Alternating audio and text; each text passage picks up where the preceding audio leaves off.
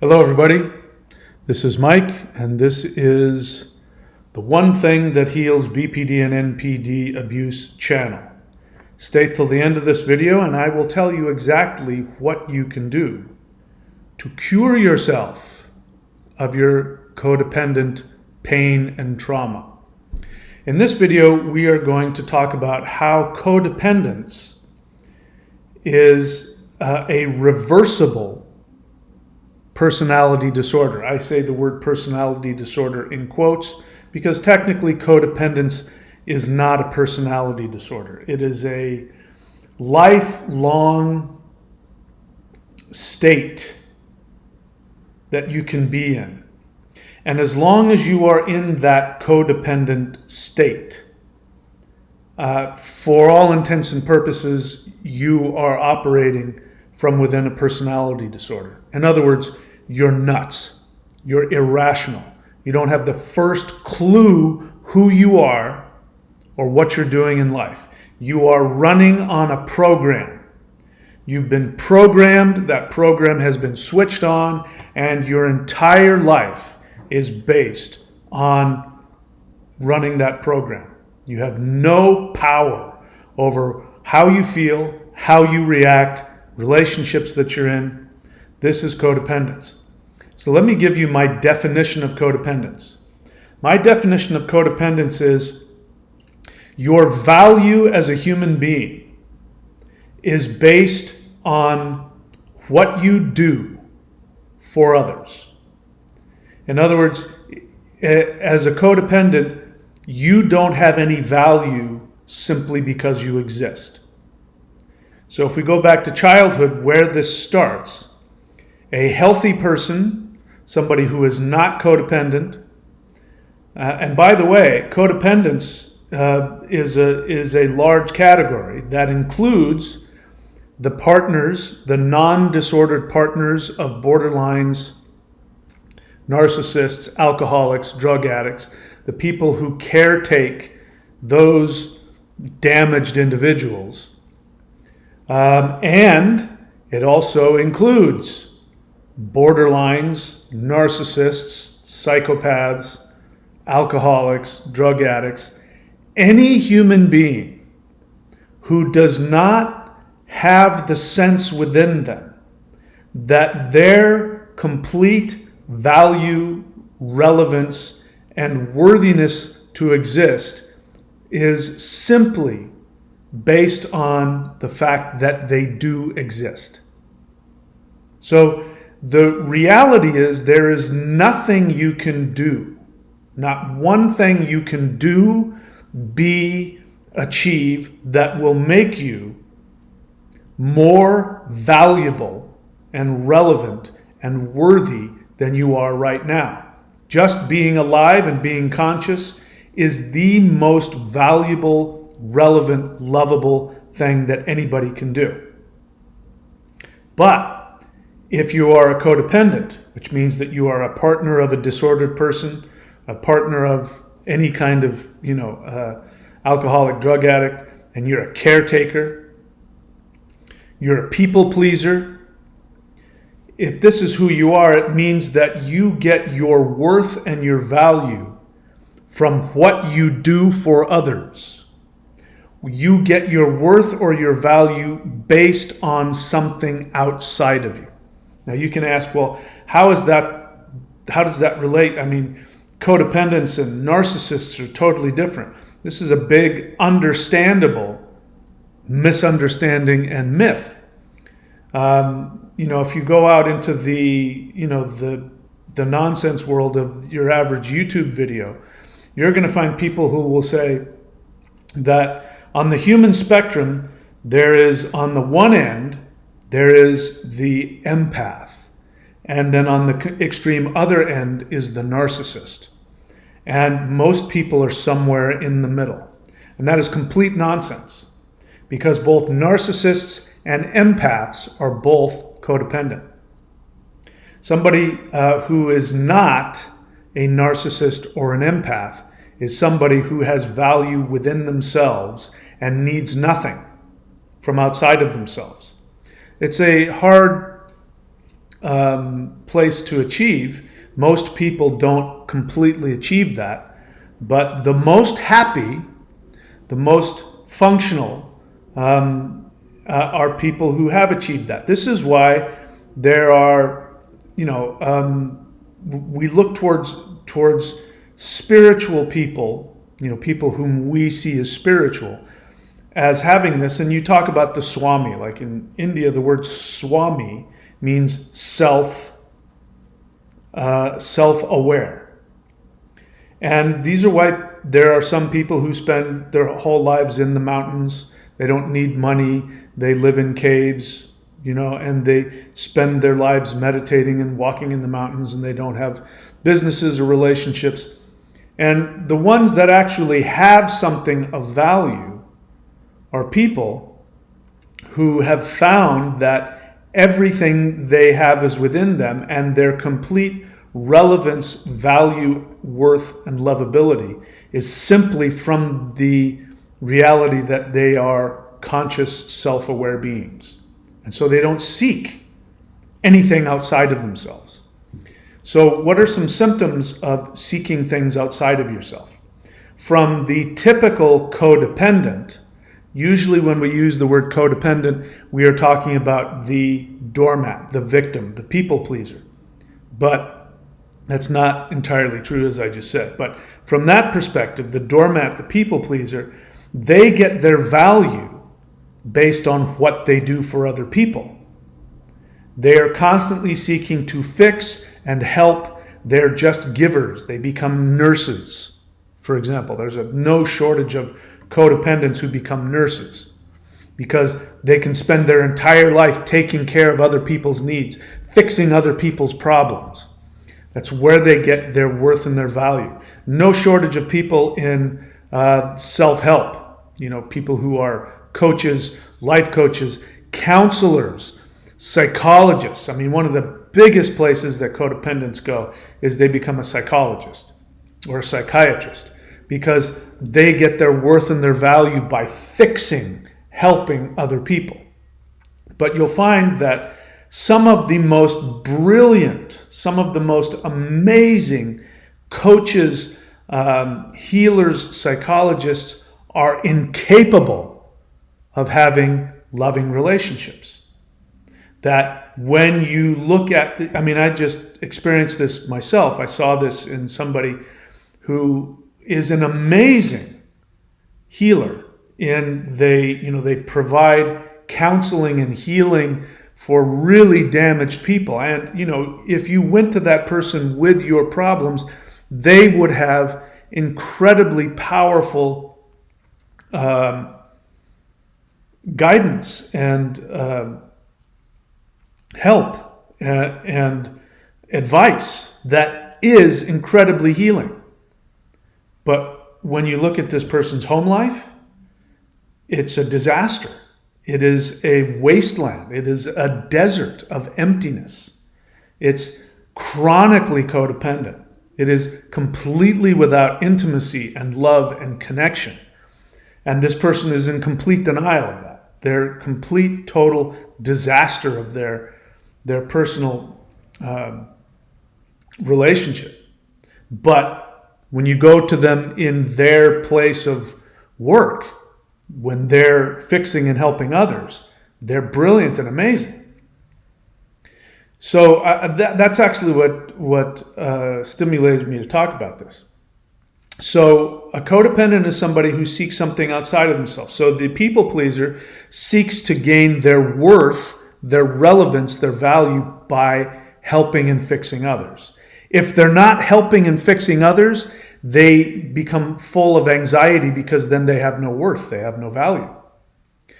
On the other side, now that describes the empath, who's supposedly the good spectrum of human beings. But we go to the other side, we have the narcissist, the evil narcissist. Well, the narcissist is codependent also because they get their worth and their value based on other people. They get their worth and their value based on the attention that they get.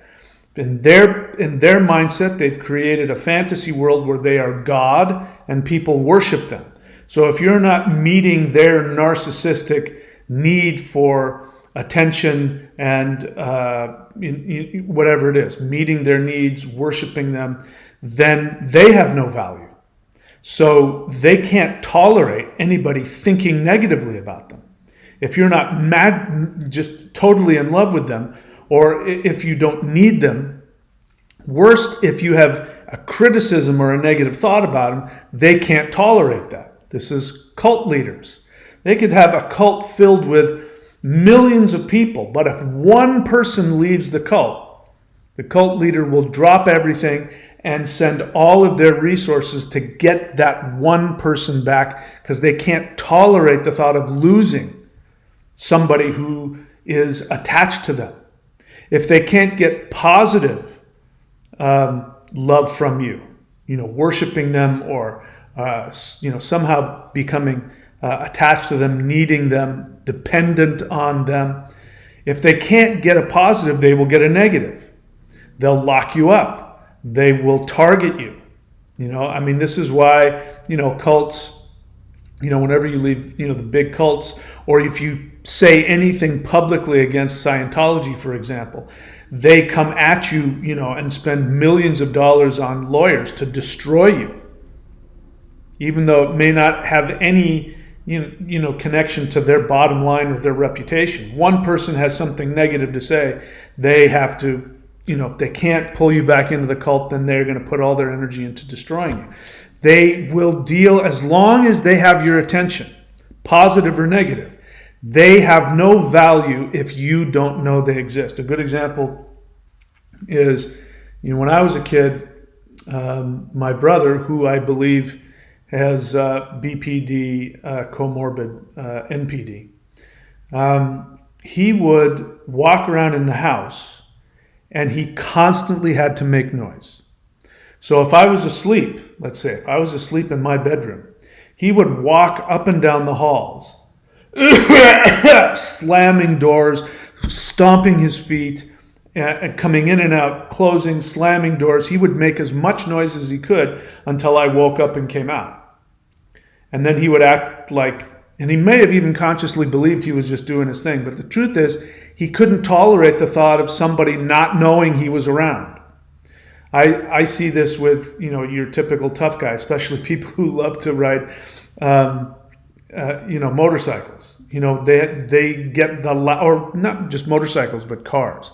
They get the loudest freaking vehicle they can, so that when they drive down the street, blah, everybody within a 5-mile radius hears it. It's because on an unconscious level, they're codependent. They can't tolerate the thought of people not knowing they exist. Boxers, MMA fighters, basic tough guy, the mafia. Anybody who needs to get their attention, that they do it through fear, doesn't matter. Celebrities. Will Smith is a great example. He said to his mother when he was a kid, he fell in love with a girl. The girl cheated on him. And he told his mother, Will Smith told his mother, I'm going to become the most popular actor in the world, and then nobody will ever leave me. That is typical codependence. He needs something outside of himself, and you saw what happened to him. You need something outside of yourself to keep you loved and to feel worthy. So this is codependence. So the people pleaser, the doormat, the typical codependent partner of a borderline or a narcissist or an alcoholic or a drug addict, and also the borderline, the narcissist, the drug addict, the alcoholic, they are all also codependent because they need something outside of them in order to give them fulfillment, value, worth, etc. So I put a link below. I'm not going to get into the specifics of it. You can go watch the video by Sam Vaknin. He describes perfectly, exactly the state. And he describes what codependence is. It is a state of mind. It is a state of mind that I am saying is actually a continuous state of complex post-traumatic stress disorder on a psychological level. Maybe you weren't, doesn't mean that you were physically or sexually abused, doesn't even mean that you were, locked in a room and psychologically tortured. It just means that you were programmed in such a way where in order to feel that you have validity, which means, your existence, you have a survival mechanism which is constantly putting you in a state of hypervigilance so that you can be thinking about what you can do to be relevant and loved and accepted in the world. And it is a state of mind that will never go away. That is why I put in quotes personality disorder. Now, personality disorder means, a form of, forgive the word, insanity. I know that's not a politically correct word to use, but we're talking about somebody who is completely disconnected from reality, who has a mental and perhaps physical brain issue that prevents them from understanding stimuli correctly, responding correctly and accurately. Borderlines are a good example. When they split, they can't help it. When a borderline splits, it means that the intimacy that they've generated, they have created through their love bombing, they're brilliant at it, they have created a scenario where they have elicited from the other person, the codependent, they have elicited within them a state of intimacy and love and a bonding which is real, even though it's still regressed and infantile, it's still very real. And it's something that could, given the right environment, could create an actual bond. When that bond is created, the borderline then goes into a reactionary mode of absolute fear of being consumed. So they are either, in desperate need of connection, fear of abandonment, and then once they get what they work very hard to get, which is a deep, intimate bond, once they have that, they then can't help but respond with absolute psychopathic rage because of the fear of being consumed. And so that's why, and their behavior is so extreme, it is so out of context, it is so irrational that we say this person has a personality disorder, this person has a mental illness. They are not mentally reacting in context in any relation to what's actually happening. So it's an extremely codependent, traumatic response, which, you've been there if you've been with a borderline. So it is a state. If you are the person who is chasing after the borderline and you're watching this channel and you watch all of my videos and you watch the Vaknin video link that I'm giving you in the description, you think you're going to learn something. Now, what I want to say about Vaknin's video, it is brilliant. It describes brilliantly the state of mind that the codependent is in, meaning they might as well be insane. They do not understand what they are doing. They don't know why they're doing it. And they are nothing but just simple self-defense reactions to life. A codependent never truly allows themselves to experience life from the perspective of, I am a conscious being that has value simply because I exist. There's nothing I need do to be relevant. Once you're in the state where you realize, I am as valuable as I will ever be, I am as lovable as I will ever be, simply because I am aware and conscious, then the only thing left to do in life is to go, what do I want? I want love. I want success. I want to experience the world. I want to climb mountains. I want to become a dancer. I want to become a writer. I want to, have a farm. Once you realize you know who you are and that you have value, then the only thing left to do is just go and enjoy your life. But that never happens with the codependent. The codependent, from birth until death, is living their entire life without any awareness of who they are, without any awareness of what they are, and without any awareness that they already are as valuable as they will ever be, and that they deserve to be happy and to be loved. They will never have that because their entire life is based on reacting to the programming within them that says that you don't have any value whatsoever. Your value is based on something external, either what you do for other people or how you look.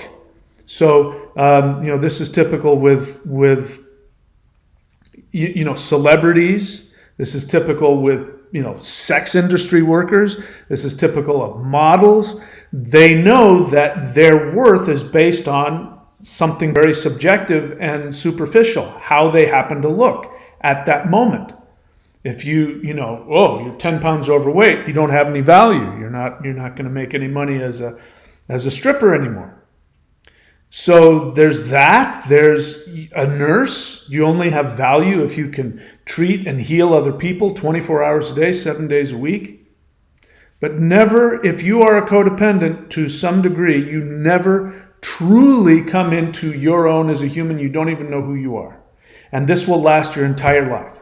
So as brilliant as all of my videos are on this channel, even this one, explaining to you the intricacies of BPD and NPD and codependence, as brilliant as Vaknin's video is that I put a link down here where he describes perfectly the crazy state of mind that a codependent is in, it is worthless to you. It accomplishes nothing. Vaknin's video accomplishes nothing in terms of your recovery.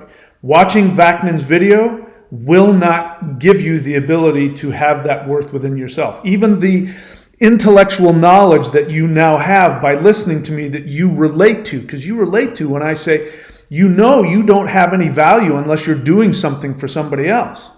Unless you're healing or fixing somebody else, you don't have any value. You don't have any worth. You can feel that. You can go back in time and go, yeah, as a little kid, my parents programmed me, and all of that knowledge, all the tears pouring out, all of that self-awareness and that knowledge is meaningless. It will not give you an ounce of recovery. The only thing that will give you recovery is the power that will give you the ability to break out of that personality disorder. I say in quotes. It's reversible for you because you truly don't have a personality disorder. Somebody who really does have NPD or BPD, they are mentally ill and they can recover as well. My understanding is that there's if a BPD does the, I forget what kind of therapy it is, a specific type of therapy, and group therapy, and really working on doing the workbook exercises to look at yourself and to look at your reactions. Somebody who does that like every day, does the workbook exercises, goes to group therapy once a week, goes to therapy, once or twice a week for 10 years, they may actually get into a state of recovery, which for them is that their splitting never stops. They always continuously split. They are broken in that way, meaning they have a mental illness. They're never going to be, they're never going to be free of that any more than an alcoholic ever becomes free of their addiction to alcohol, their physical response to that chemical. Borderlines and narcissists will never be recovered, but they can be in a state of recovery if they do the work. You, however, if you are a codependent, You can actually reverse it. You'll never be completely free of your codependent tendencies, but you can completely cure yourself of the pain that you are experiencing. You can be in a state where you consciously are aware, you feel that you are valuable, that you are lovable, that you are relevant. You can get to the place where you realize there is nothing that you need do to ever be more lovable or valuable than you are right now. You will realize that there is nothing you can do which will make you more lovable. And when you get to that state, you will know the only thing left to do is just live your life and make yourself happy. That is something you can achieve, except there's only one way I know how to do it. And now we come to the name of the channel. The one thing that heals BPD and NPD abuse. That is very simple. Working the 12 steps. I recommend going to Codependence Anonymous, but I don't care. If you relate to alcoholism, drug addiction, Al-Anon, if you have family members who are alcoholics or drug addicts, you can go to Al-Anon. That's a great one. I don't care what program it is as long as it has the 12 steps in it. And it's not about going to meetings. That is meaningless as well. The only point of meetings is to get you acquainted first and foremost with people who you can relate to, and then to work the steps. Then it becomes about working the steps every single day. I just did a 4th step yesterday. And this is something, if you do on a regular basis, you can stay in a state of healed recovery from your codependence. And you can be loved. You can feel love, you can feel value, and you never have to spend your life being a slave to getting your worth based on meeting other people's needs. But you have to do the work. I mean, here's the truth of it though. You're going to prove to me that you actually do suffer from a mental illness by arguing with me about this. And here's the insanity of it. You're not even going to try it. You're just going to argue with me. Somebody just did that recently on the channel, and they deleted their comments because they wanted to engage in some kind of a back and forth. And I said, I'm not going to do that with you. I have no interest in that. They wanted to say, first they accused me of creating a cult, of telling people it's culty of me to say that the only way that you can recover is by becoming part of an organization. And my response was, I never said you had to become part of an organization. I said that you had to work the steps. That's different. And then the person went on to say, well, I don't like the steps. And I didn't even get into the obvious of, how do you know? You haven't done it. You can't possibly say you don't like the steps or the program because I already know you haven't done it. So everything else you're saying is meaningless. And I went on to say, as I say almost every time somebody says this, I have no interest because, of course, they're going to give me this long diatribe and try and convince me of their point, which is really they just don't have, they're codependent. They don't have the ability to just say, I don't want to do that, or I don't like how that sounds, or that frightens me, which is really what it is. It frightens them because they know they will have to give up their control, because codependence is about control. What you're doing is you grew up in a situation that was chaotic and unsafe. And your only means of feeling safe was to control other people's chaos. And as long as you did that, you got some kind of reward because that's what they want.